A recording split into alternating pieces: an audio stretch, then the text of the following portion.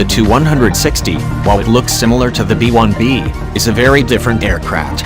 The Soviet Union designed the Blackjack primarily as a means to deliver a nuclear strike during World War III. However, the Soviets designed the jet mainly as a means to deliver nuclear-tipped cruise missiles, though the aircraft retained the ability to do low-level penetration.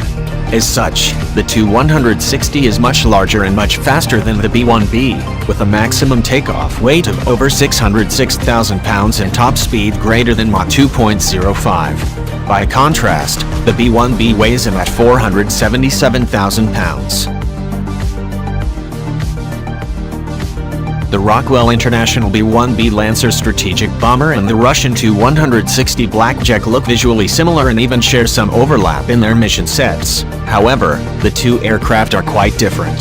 The B-1A was originally designed as a high-altitude supersonic penetrator before the Carter administration canceled the program in 1977 after it became apparent that the new bomber would not be able to survive against new Soviet air defenses.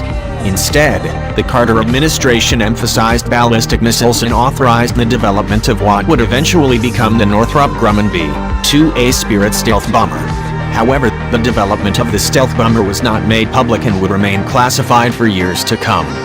President Ronald Reagan resurrected the supersonic bomber as the B-1B. Instead of penetrating at high altitude, the new B-1B would be optimized for low-altitude penetration using a combination of speed, terrain masking and reduced radar cross-section.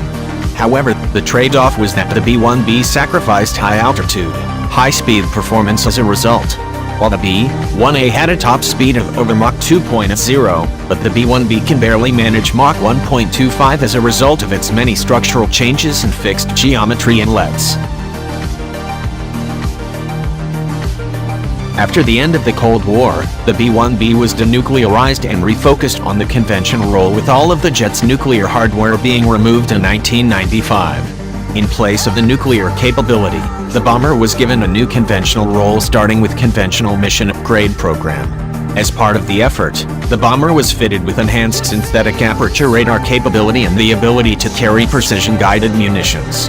In the intervening years since September 11, 2001, the bomber has been upgraded with new sensors like the Sniper XR targeting pod and data links to better enable the jet to perform missions for America's counterinsurgency wars in Iraq and Afghanistan.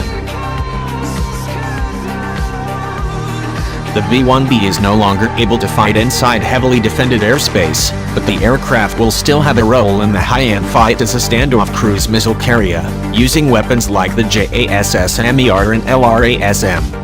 Ironically, that means that during a high-end fight it will have a role similar to the Russian Tu-160. The Tu-160, while it looks similar to the B-1B, is a very different aircraft. The Soviet Union designed the Blackjack primarily as a means to deliver a nuclear strike during World War III. However, the Soviets designed the jet mainly as a means to deliver nuclear-tipped cruise missiles, though the aircraft retained the ability to do low-level penetration. As such, the Tu-160 is much larger and much faster than the B-1B, with a maximum takeoff weight of over 606,000 pounds and top speed greater than Mach 2.05. By contrast, the B-1B weighs about 477,000 pounds. The Tu-160's primary armament has always been long-range cruise missiles like the Kh-55 Ms, of which it can carry a dozen. In recent months, however, the Russians have used the conventional version Kh-555 version of the cruise missile against targets in Syria alongside much more advanced and stealthy Kh-101 cruise missile.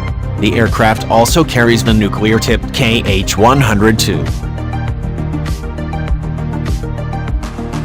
In the near future, the Russians hope to restart production of the much-improved Tu-160M2 version of the Blackjack. The new jets will replace Russia's existing Tu-22M backfires and Tu-95 Bear bombers while supplementing the existing Tu-160 fleet. The improved aircraft will as a stopgap until Russia can complete development of the new PAC-DA stealth bomber. So, in fact, it's not a question if the B-1B or Tu-160 is better. Different planes have different roles and missions.